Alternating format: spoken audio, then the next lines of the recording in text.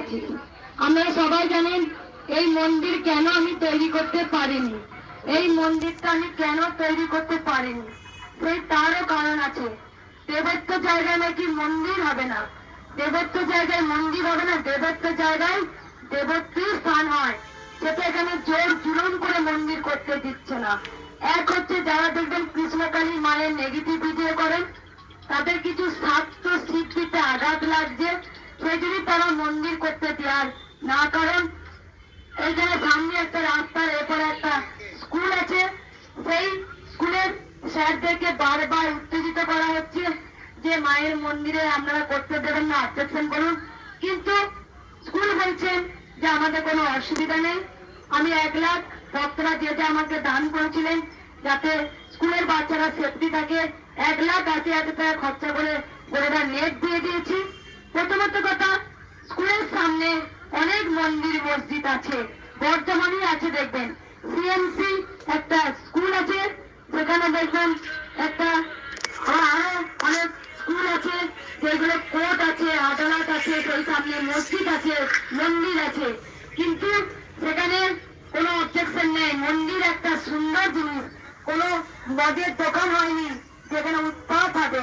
মন্দির হচ্ছে সনাতন ধর্মের একটা সুন্দর জিনিস, যেখানে সবাই একটা ভগবানের আরাধনা করেন।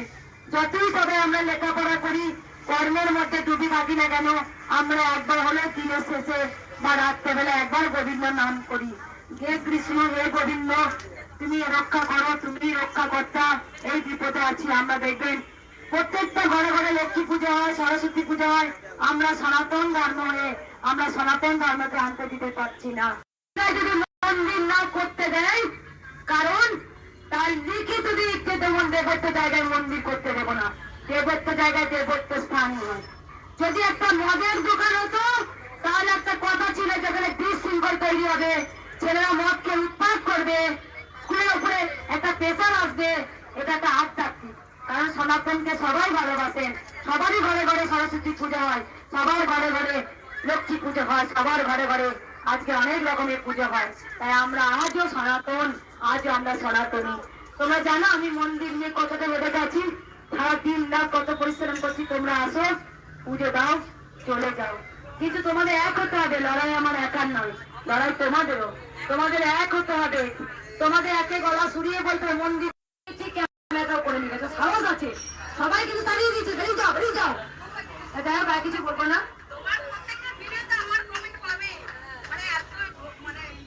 নামটা কি? আরতি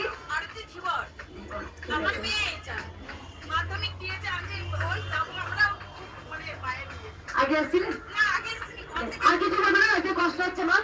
দেখো বড় বড় হাত করে ধরে নিয়েছিল।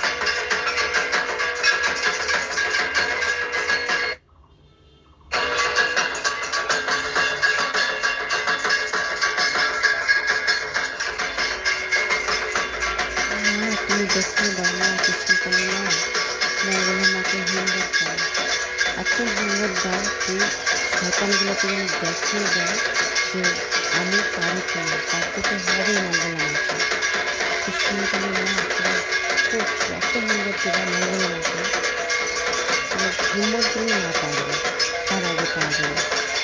আর তুমি আছো থাকবা সারা জীবন থাকবে, যেন কৃষ্ণকালী মাকে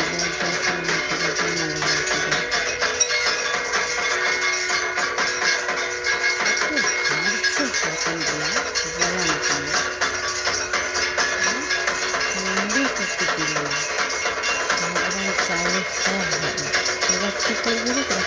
করতে পারবো না।